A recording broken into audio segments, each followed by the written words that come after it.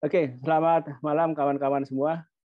Malam ini kita akan bicara mengenai climate change, perubahan iklim yang kata orang sudah berubah secara perlahan tetapi pasti menjadi krisis iklim. Tanda tanya tentunya. Apakah benar seperti itu? Dan kalau toh benar, bagaimana kita di Indonesia nanti kita akan mencoba diskusikan. Yang akan mengatakan diskusi kita adalah Pak Andi Eka, kawan kita, Dr. Andi Eka Sakya.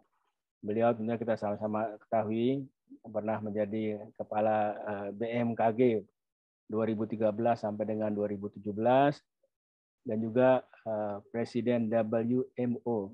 Kalau nggak salah tuh World Meteorological Organization Regional 5 pada tahun 2014 sampai dengan 2018. Pak Andi, kami mohon ya Pak Andi ya waktunya.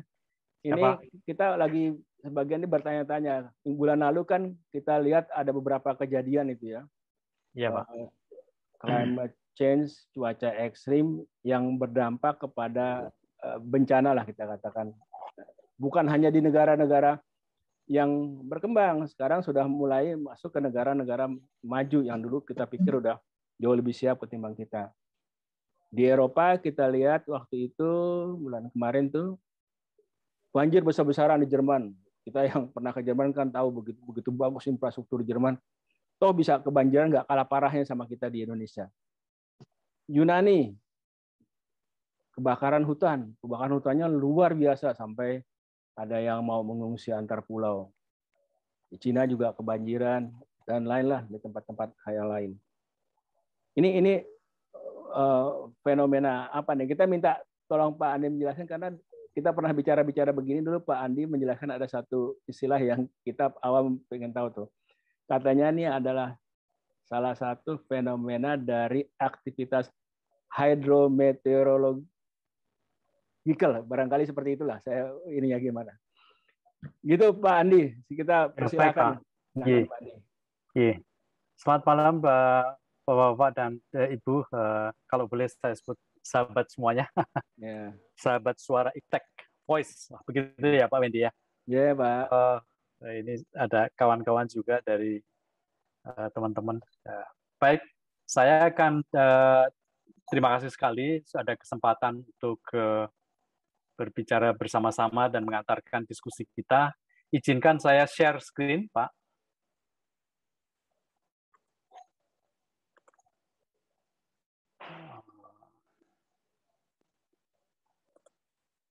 Sudah ya, Pak? Sudah keluar ya? Sudah kecil, Pak Andi, gede. Ya. Udah gede ya, besar. Pak. Ya, Pak. Ya, gambar ini saya ambil dari tulisan Pak Mas Ahmad Arif yang supaya paling tidak ini men-trigger kita diskusi malam ini berkaitan dengan krisis iklim, dan di situ katanya Mas Ahmad Arif ini dari Kompas itu foto ini diambil dari sedulur sikep ya. Jadi jangan salahkan terus curah hujan tinggi, katanya begitu ya. Jadi saya akan mulai dengan pengantar. Mengapa pengantar ini? Supaya kita tahu persis sebetulnya apa yang kita diskusikan dan terminologi-terminologi apa saja yang ingin kita nanti pakai sehingga kita tahu bayangannya ketika statement itu kita sampaikan. Kemudian nanti beranjak pada krisis iklim. Kemudian apakah benar ini perubahan iklim itu terjadi? Baru kemudian kita bertanya siapkah kita, dan kemudian penutup.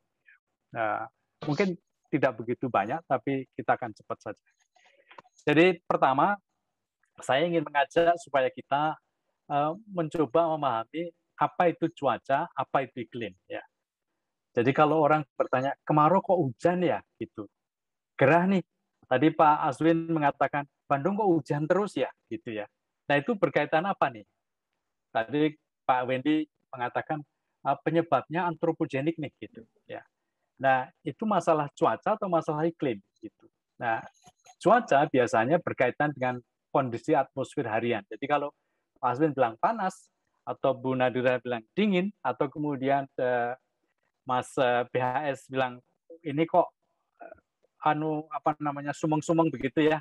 Nah, ini berkaitan dengan kondisi cuaca ya, suhu atau panas dingin, hujan lebat, ringan gitu ya. Kemudian angin kencang atau lambat. Nah, iklim itu adalah rata-rata dari kondisi atmosfer itu. Sehingga ketika kita bicara suhu, kita bicara tekanan udara pada saat itu, kelembapan pada saat itu, arah dan kecepatan angin, kemudian curah hujan, kondisi awan, radiasi matahari, itu berkaitan dengan keadaan cuaca. Nah, sementara kalau itu kemudian kita rata-ratakan pada waktu paling tidak, kita biasanya sebulan sampai 6 bulan, atau kemudian lebih dari 50 tahun, gitu ya, maka kita bicara sudah iklim. Di situ waktunya relatif lama, lebih stabil ya, dan jangkanya jangka menengah dan panjang. Jadi kalau kawan-kawan BMKG itu mengatakan musim hujan, musim kemarau ini berbicara mesti iklim. Kemarau basah atau anomali suhu rata permukaan ini berbicara iklim, gitu ya. Ini yang pertama. Yang kedua adalah ketika tadi Pak Wendy mengingatkan berkaitan dengan hujan di Jerman yang mencapai, wah ini hujan sudah sebetulnya dalam 12 jam itu sama dengan hujan yang diturunkan dalam 2 bulan ya, lebih dari 100 mm. Apa artinya? Ya. Jadi saya ingin mengajak kita mempunyai definisi yang sama. 1 mm yang tumpah pada luasan 1 meter persegi itu artinya jumlah air yang dicurahkan di meja dalam itu 1 liter ya. Jadi itu hitungannya, dan kemudian kalau kemudian tiba-tiba orang mengatakan curah hujan atau kawan-kawan BMKG curah hujan di Jatinegara itu 100 mm per hari. Ya. Nah, kalau Jatinegara itu di Kecamatan Jatinegara itu luasnya 10 km persegi, maka sebetulnya jumlah air yang dicurahkan di Jatinegara itu tinggal mengalirkan saja. Ya. Itu kira-kira 1 juta liter Pak, dalam 24 jam. Itu dicurahkan begitulah. Kalau itu diangkut dengan truk tangki yang isinya 5.000 liter, maka dibutuhkan 200.000 truk ya, untuk kemudian mencurahkan seluruh airnya. Yang truk itu panjangnya 10 meter, katakanlah begitu, maka panjangnya sudah 5 kali lipat jarak Jakarta-Cirebon. Jadi kita bisa bayangkan kalau itu kemudian jatuh tercurahkan di Jatinegara ya, dalam waktu 24 jam.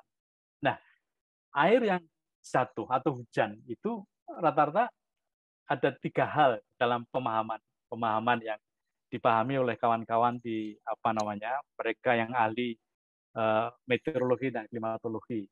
Tentu yang kita selalu pahami adalah bahwa air itu akan mengalir ke bawah, ya, mencari tempat-tempat yang lebih rendah. Itu yang umumnya. Ya. Memang dari segi rata-rata itu 75% sampai 80% itu mengalir ke bawah. Nah, yang kedua adalah menguap sebetulnya. Nah, ini kecil sekali sebetulnya karena ini tergantung pada keadaan suhu dan segala macam. Nah, kemudian yang ketiga adalah yang menyerap ke bawah. Jadi di tanah itu kemudian langsung ke bawah. Nah, biasanya 15-20%. Nah, kita bisa bayangkan kalau kemudian kejadian di Jerman itu nanti kita akan bicara itu, dan dia jatuh berhari-hari dalam kondisi yang sangat-sangat tinggi, maka tentu akan mengalami problem-problem yang persis sama yang tadi Pak Wendy sudah sebutkan. Nah, krisis iklim. Nah, saya akan mulai dengan Jerman. Nah, kalau kita lihat beberapa statement yang datang, kalau kita lihat itu curah hujan di wilayah Jerman dan Belgia tanggal 14 itu antara 114, 119 sampai kemudian 150 mm. Itu pada sebelah kanan ini, di sebelah kanan ini. Kemudian curah hujan di wilayah Jerman 13 Juli itu 71 sampai 88,3. Itu yang di sebelah kiri ini, itu yang merah-merah dan segala macam, itu berkaitan dengan kondisi yang kemudian dipotret dari satelit dan kemudian juga dibuat simulasinya melalui komputer. Nah, yang paling kemudian berpengaruh di situ adalah yang gambar pojok kiri paling atas, kondisi meteorologis. Di situ ada yang suhunya panas, dan kemudian ini yang hijau itu dingin, dan segala macam. Dan itu kalau kita lihat, ada suhu dingin yang kemudian dikepung, istilahnya dikitari oleh suhu hangat.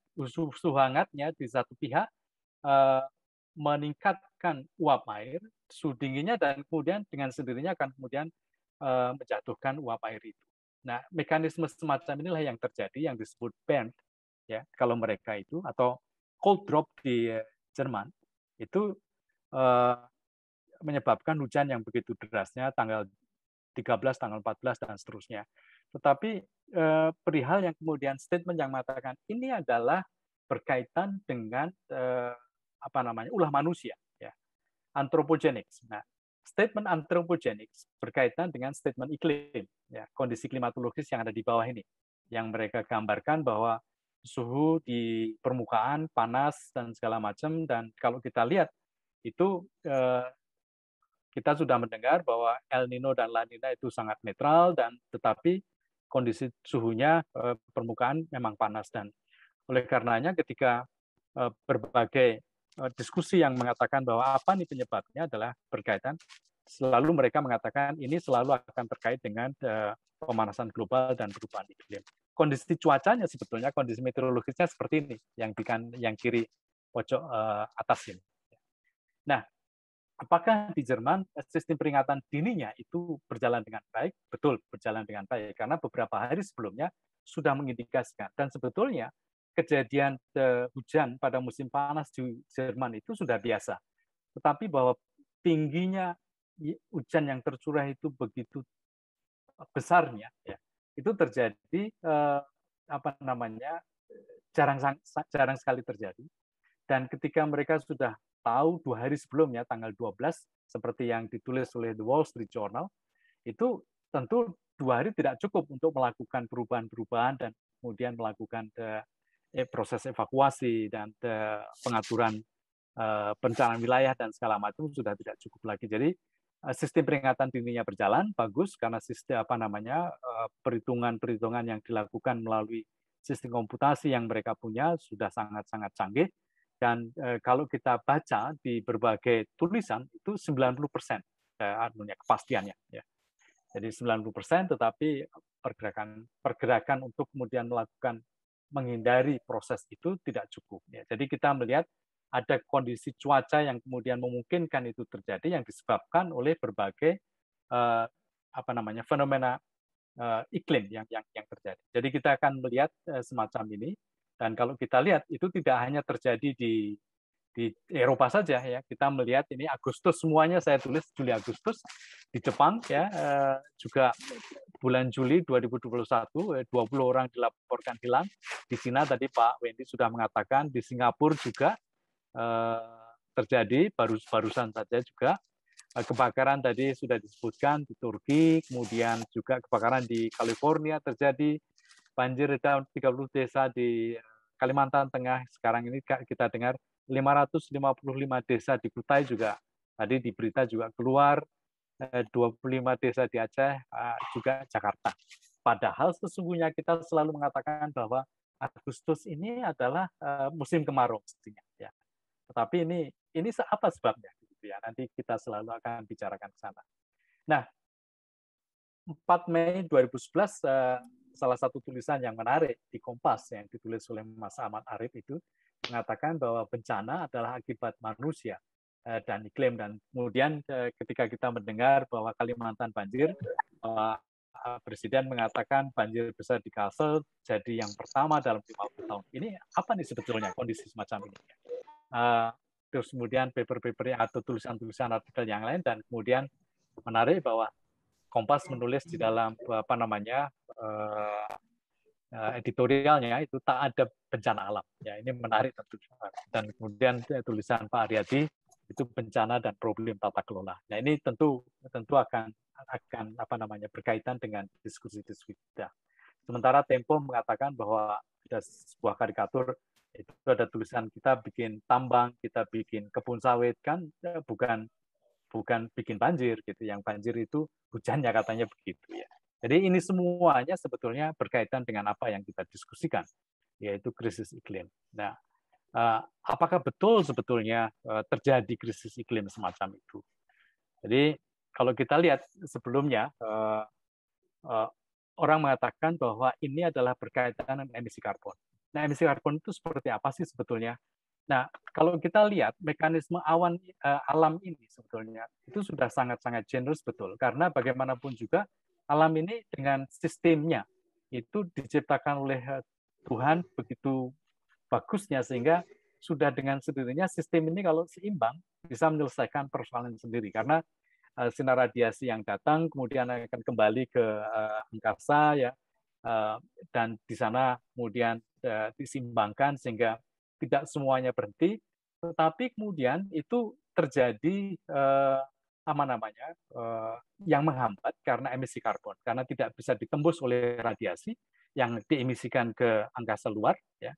Dan mengapa kemudian emisi karbon itu begitu tingginya ya? Tentu selalu dikatakan itu karena aktivitas industri, tetapi menarik sekali kalau kita lihat di sebelah kanan ini itu BMKG tahun 2013 melakukan sebuah percobaan di Bali ya. Pada waktu nyepi, Pak, ya, nyepi ya. Di situ terlihat ya, di sebelah bawah kanan bawah itu ketika nyepi itu dibandingkan dengan tidak nyepi, itu berkaitan istilahnya perbedaannya 30% emisinya. Dan kalau kita lihat kita aktivitas-aktivitas industri yang berkaitan dan antropogenik dengan aktivitas manusia, maka proses itu menjadi terakselerasi dengan begitu cepatnya sehingga tidak memungkinkan seluruh karbon itu bisa kemudian dinetralisir atau diseimbangkan oleh alam dan mereka akan kemudian menghambat proses radiasi yang diemisikan ke angkasa. Jadi gambarannya seperti rumah plastik semacam ini, ya rumah kaca dan oleh karenanya disebut gas rumah kaca. Ya kalau kita di kebun paling tidak saya ingat kalau orang tua saya ketika di kebun dan di sawah begitu selalu ditutup oleh plastik hanya karena kepengen supaya temperaturnya, panasnya itu tidak pergi dan ini yang ditangkap dan itu yang sebetulnya terjadi. Ketika panasnya itu tidak bisa kemudian dikembalikan ke angkasa, maka dengan sendirinya atau radiasinya, maka dengan sendirinya terjadi penghangatan dan proses itu terjadi terus-menerus begitu lamanya. Dan kalau kita ingat dari sejak 1990-an itu sudah diingatkan. 2007 mereka mulai dengan IPCC dan mengingatkan bahwa ini akan terjadi dan kita sekarang mendengar bahwa kalau ini terus berjalan demikian sampai istilahnya CO2-nya 450 ppm, maka akan menjadi problem kenaikan suhunya. Nah ini yang terjadi, Pak. Ketika itu pemanasan, maka ada pemuaian istilahnya ya. Kalau kita lihat di troposfer itu naik dari 13 km sampai 17 km. Jadi terus kemudian secara horizontal juga kemudian rupanya pemanasan ini kemudian sudah sampai pada plus minus 4 derajat. Ya artinya apa? Mungkin kita akan mencari salak pondoh misalnya di Brisbane malah lebih bagus daripada di Borobudur gitu ya. Kopi-kopi di sana juga kemudian kita kehilangan kesempatan itu karena mereka sudah lebih tinggi sekarang ini kopinya. Nah, ini pemuaian yang terjadi secara vertikal dan juga secara horizontal dan terutama vertikal itu merubah dalam tanda kutip dapur cuaca. Jadi masaknya cuacanya itu kemudian berubah. Sehingga yang terjadi adalah ketidakpastian yang juga kemudian menyulitkan bagi proses perakiraan yang semula itu sangat teratur kemudian menjadi tidak teratur. Nah, disitulah kemudian terjadilah ekstremitas hujan, angin kencang, petir dan segala macam yang kemudian yang kita hadapi sekarang ini. Ini yang sebetulnya terjadi. Dan itulah yang kemudian dikhawatirkan dan rupanya rentetan begitu banyaknya permasalahan itu sekarang ini barangkali kita hadapi. Saya ingin menggambarkan seperti ini. Nah, di BMKG kebetulan kita istilahnya BMKG itu mempunyai sebuah stasiun. Satu dari 33 stasiun di dunia itu ada di Koto Tabang sana di Bukit Tinggi, yaitu Global Atmospheric Watch namanya, yang mendata emisi karbon. Ya. Yang di sebelah kiri konsentrasi CO2 ini saya gambarkan, yang di GAW itu yang biru, ya. Yang kemudian dibandingkan dengan Mauna Loa ya yang hijau dan kemudian yang ke merah ini adalah global, rata-rata global. Dan kalau kita lihat ini kenaikannya istilahnya konsisten naik terus. Betapapun sebetulnya ada fluktuasi ya, fluktuasi tergantung pada misalnya ada kondisi El Nino, La Nina, MCO dan segala macamnya. Sekarang ini sampai 415-420 ppm tahun 2021 kita ingin 2050 sampai 450 ppm sehingga bisa menahan kenaikan suhu itu tidak lebih dari 2 atau kemudian kalau bisa 1,5 derajat. Inilah target yang sebetulnya diinginkan.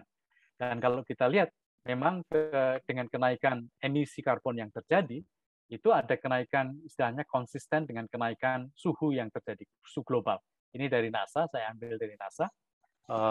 Kalau kita lihat kenaikannya sudah istilahnya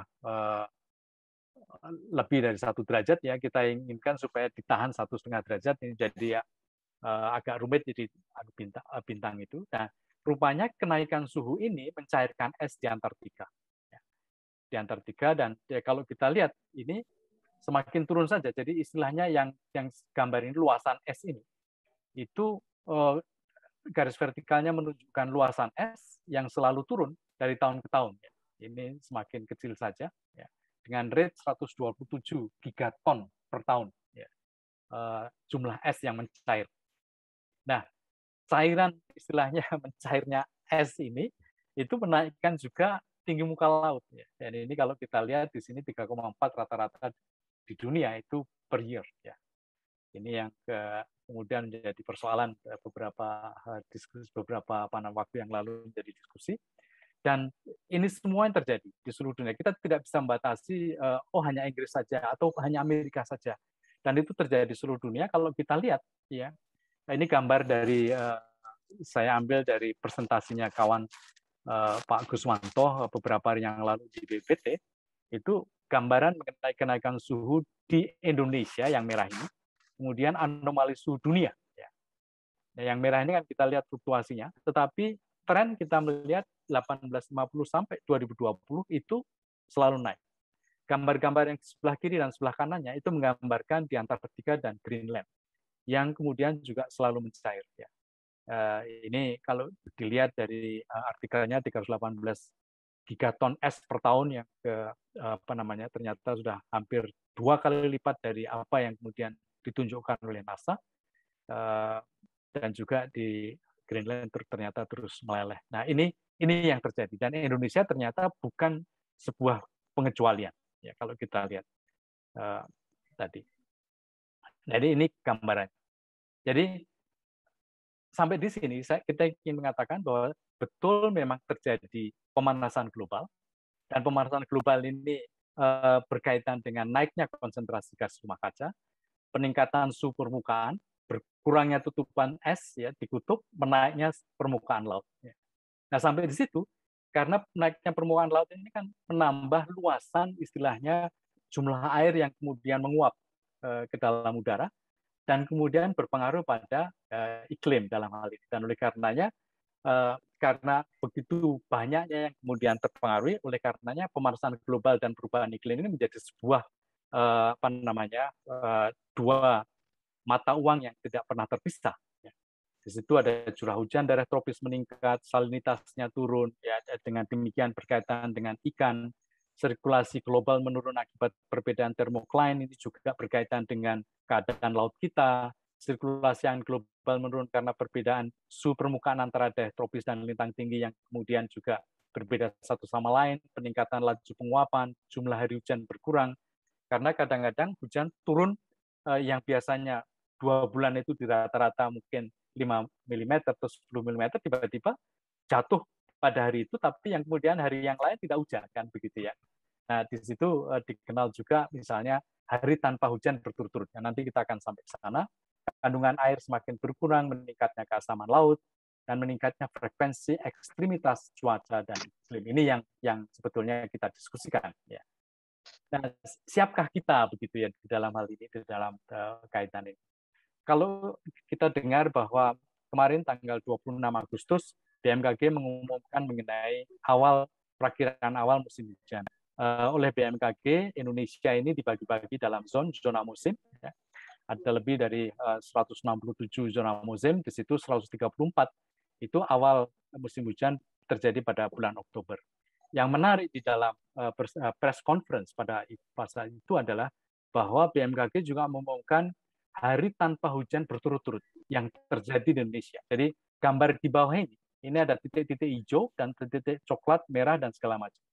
Di situ menunjukkan hari tanpa hujan mulai dari 1 sampai 5 hari, kemudian lebih dari 60 hari berturut-turut. Jadi hari tanpa hujan ini adalah kalau misalnya 5 hari tiba-tiba gerimis, 1 mm aja mereka kemudian putuskan. Itu hanya 5 hari begitu. Nah, kalau kita lihat di Indonesia bagian timur sudah mengalami kekeringan. Dan disitulah kemarin ada sebuah tulisan daftar panjang mengenai wilayah Indonesia yang akan mengalami hari tanpa hujan panjang. Yang menarik yang kedua adalah ketika BMKG juga menyertakan mengenai peluang hujan di atas kriteria tinggi. Jadi curah hujan lebih dari 300 mm per bulan. Ya. Kita bisa mengartikan ya kita rata-rata lah, kemudian 30, jadi kira-kira 10 mm per hari, mungkin itu tidak begitu tinggi. Tetapi kalau itu kemudian terjadi dalam 1 hari atau 2 hari, maka dengan sendirinya bayangan kita 150 meter itu sangat-sangat lebat sekali. Dan itu terjadi di daerah-daerah yang merah itu di bulan September, kalau kita lihat di daerah Bengkulu, ya, di Kalimantan, kemudian Oktober mulai lebih banyak lagi, November lebih banyak lagi, begitu ya, dan Desember dan seterusnya. Artinya informasi mengenai peringatan dini semacam itu sudah mulai, ya, istilahnya, karena memang di dalam klimatologi hal-hal semacam itu sudah mulai bisa dihitung, bisa diperkirakan dan segala macam. Nah, kalau kemudian kita lihat dari potensi bencana, ya, dari siklusnya yang terjadi, dari data-data yang diperoleh dan dicatat itu Desember, Januari, Februari biasanya ada banjir, longsor, gelombang tinggi, ya, karena ada musim hujan dan karena ini biasanya. Tetapi jangan lupa pada bulan Februari karena Indonesia ini itu mempunyai pola curah hujan ada 3 istilahnya. Yang satu di ekuatorial, kalau di situ tadi kita mendengar diskusi Pak Asep dengan Pak Tugat mengenai Riau dan sekalian Pak Wimpi, ya. Maka Riau itu selalu ketika mulai Februari mereka memasuki kemarau yang pertama. Jadi kemaraunya itu 2 kali di dalam 1 tahun. Ya. Nah, sementara di tempat lain itu belum. Ya. Jadi biasanya di Sumatera bagian sebelah timur, Sumatera di bagian timur itu mengalami 2 kali. Disitulah kita sebut musim istilahnya curah hujannya ekuatorial. Nah, biasanya yang kedua adalah monsun, dan yang kemudian yang ketiga adalah yang berbalik. Jadi kalau di Jakarta musim hujan, di daerah itu musim kemarau, dan itu terjadi di daerah sebelah timur. Jadi memang oleh karenanya terus-menerus istilahnya, ya. Maret, April, Mei, puting beliung, petir, hujan es, ya. Kemudian Juni, Juli, Agustus kekeringan, kebakaran hutan, ini yang biasa terjadi. September, Oktober, November, ya, puting beliung, petir, dan segala macam.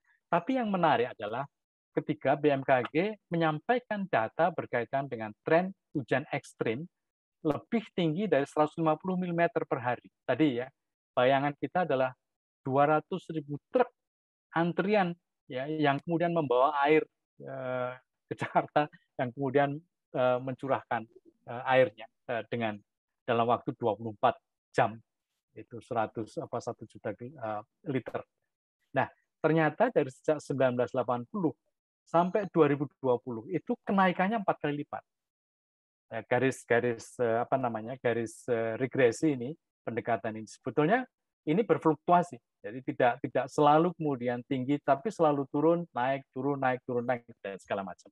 Jadi tapi trennya konsisten, yaitu naik terus. Jadi ini yang sebetulnya gambar ini juga konsisten dengan salah seorang pakar yang mengatakan bahwa intensitas keadaan peristiwa ekstrem itu terjadi secara fluktuatif. Nah, fluktuasinya kejadian yang istilahnya menimpa kita sering kemudian membuat kita lupa. Ketika ini turun, ya istilahnya dari 1985 sampai 1997 itu keadaannya turun, tapi tiba-tiba naik, ada El Nino, kita kaget. Ya. Ya, demikian seterusnya 2015 kaget lagi dan segala macam. Itulah yang terjadi. Nah, ini yang dicatat oleh BNPB, bencana meningkat dari 143 di 202 di 2020 itu mencapai mendekati 5.000, ya. Ada beberapa kawan mengatakan 90% memang itu hidrometeorologis, ya, yang berkaitan dengan cuaca dan iklim, ya. Longsor dan segala macam yang apa namanya yang gunung api, gempa bumi, dan kemudian tsunami itu kecil sekali, tidak kelihatan di sini. Jadi kalau saya ingin mengatakan 95% dari bencana yang terjadi adalah selalu berkaitan dengan banjir, puting beliung, longsor, kekeringan, kebakaran hutan, storm surge berkaitan dengan gelombang tinggi, dan juga abrasi. Ya. Nah, itu sudah hampir mencapai 5 ribuan dalam 1 tahun, dan beberapa orang mengatakan, Pak, itu kan karena informasinya yang kemudian terjadi, ya, karena sistemnya sudah sekarang ini bagus sekali sehingga informasinya datang. Apakah betul semacam itu? Ya, kalau kita lihat, tetapi teriakan dari apa namanya grassroots dan masyarakat itu banyak sekali yang mengatakan bahwa ya betul bahwa kita menghadapi bencana yang memang meningkat, dan itu apa namanya sesuai dengan apa yang sebetulnya terjadi di dunia juga. Di sebelah kanannya itu kalau kita lihat Asia itu nomor 1 istilahnya di Asia ini yang kuning ini dibandingkan dengan tempat lain, Eropa dan segala macam itu tidak begitu tinggi, tapi Asia itu begitu tingginya. Jadi kalau kita lihat Indonesia dan beberapa apa namanya lokasi industri di sini, ini beberapa lokasi industri dan kemudian ini konektivitas, dan kemudian kita hubungkan ini dengan keadaan apa namanya kerentanan yang terjadi, mulai dari gempa bumi yang di bawah, ya, dan kemudian juga hidrometeorologis yang merah-merah ini, dan kemudian kita satukan, maka kita bisa menyimpulkan bahwa 75% infrastruktur industri dasar dan konektivitas, termasuk prasarana pendukungnya dibangun pada zona yang rentan bahaya. BMKG itu sudah memberikan informasi juga data-data apa namanya hujan harian tertinggi. Misalnya di Kalimantan Selatan 27 mm ya, pada bulan Januari 2021. Jakarta 377 1 Januari 2020. Artinya 2 kali lipat hujan yang terjadi di Jerman. Ya.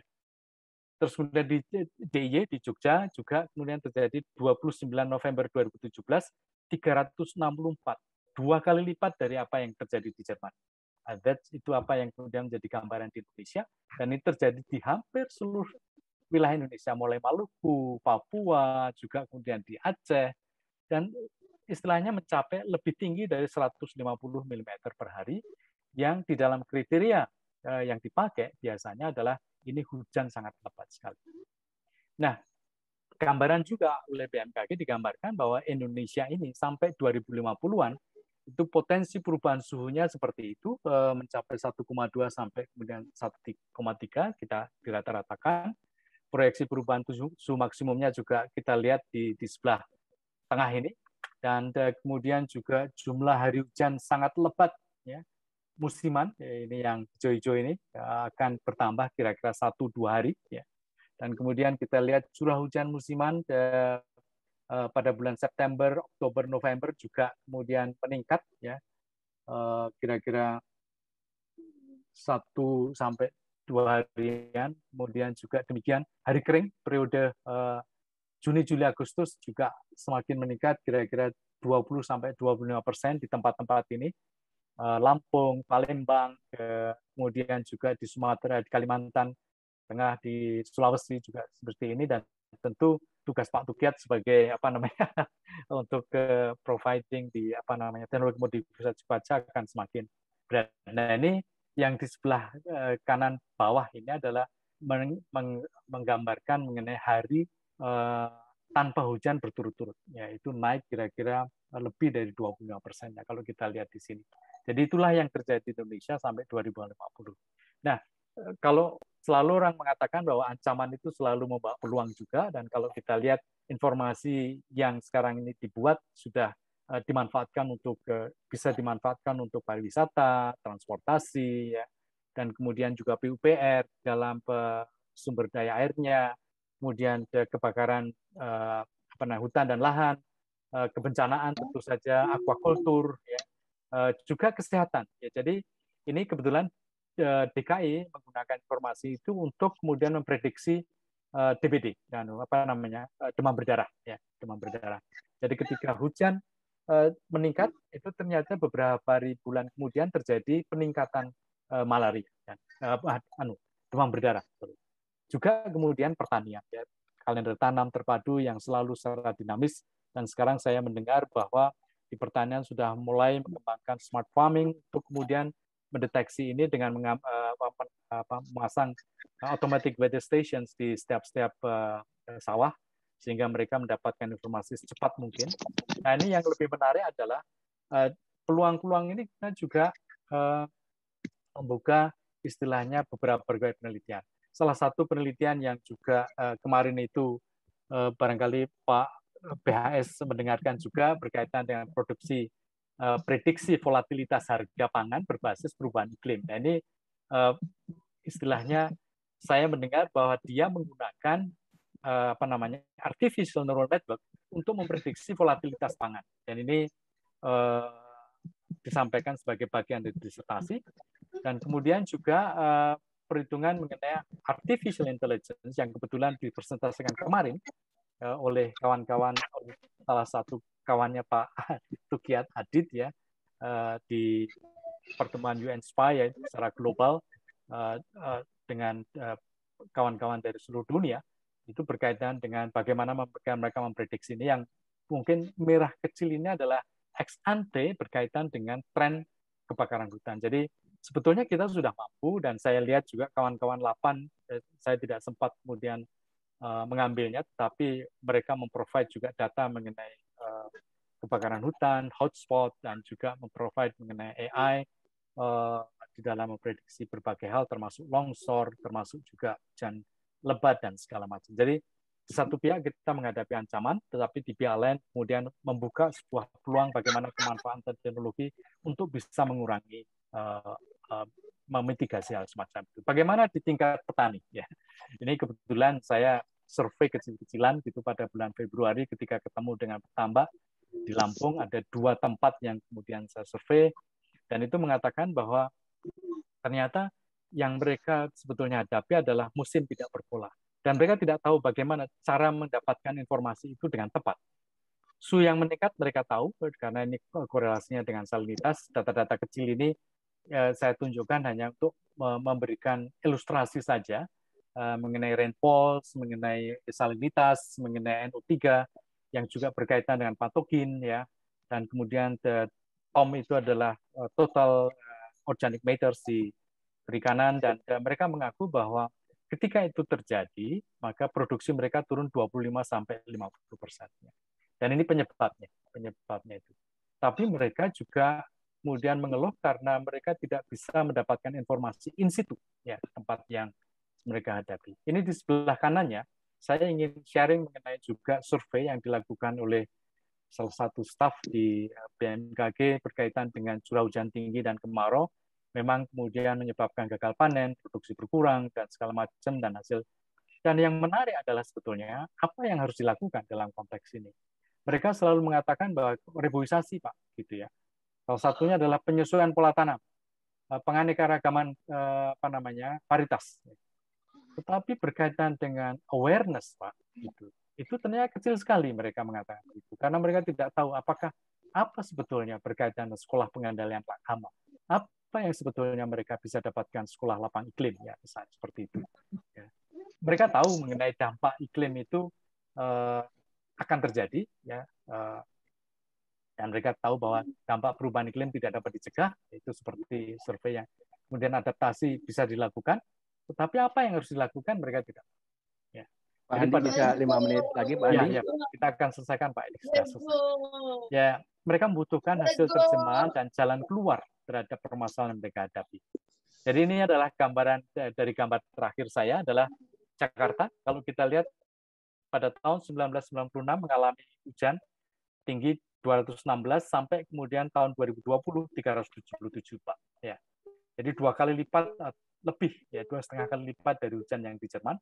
Dan kalau kemudian kita mengadakan proses pendekatan begitu dengan regresi, kalau itu linear, maka istilahnya kurang begitu tinggi tingkat kepastian. Tetapi ketika ini kita pangkatkan 4 dengan fluktuasi semacam ini, yang merah ini, Pak, itu maka tingkat kebenarannya sampai 0,8. Jadi kalau kita lihat seperti itu, maka ada tingkat kepastian daripada data ini bahwa memang meningkat dan itu secara fluktuatif. Nah, kemudian yang khawatir kan tentunya beberapa persoalan yang saya sebut semakin yang selalu dihadapi. semakin sempitnya lebar sungai, semakin hilangnya wetland, ya, karena banyaknya pemukiman dan kemudian industri, semakin semeramutnya perencanaan wilayah, melimpahnya sampah, urban heatland, jadi semacam kita itu istilahnya seperti kata di dalam panci itu yang sekarang ini sedang dipanasi, kita merasa enak ya, dan tiba-tiba ini sudah panas sekali. Jadi inilah yang sebetulnya di persoalan kita, karena bagaimanapun juga persoalan krisis iklim ini berjalan pelan-pelan. Jadi kalau kita tidak menyadari betul, maka kita akan menghadapi sebuah problem yang sangat besar sekali dan baru tersadar ketika itu sudah terlambat. Jadi ini adalah perubahan panas global dan perubahan iklim sedang dan akan terjadi. Dampak negatifnya kita lihat, frekuensi iklim ekstrim yang kita sebut krisis iklim itu betul-betul terjadi secara perlahan dan fluktuatif. Dan kemudian adaptasi, itu informasi cuaca dan iklim yang semakin mudah diakses dengan HP dan segala macam, tapi perlu diterjemahkan ya pada tingkat user dan tingkat yang lebih relevan. Peningkatan kapasitas adaptasi secara menyeluruh itu diperlukan. Dan saya kira ini menutup presentasi saya, Pak, sebagai bagian dari pengantar kita untuk diskusi malam ini. Terima kasih, saya kembalikan, mohon maaf.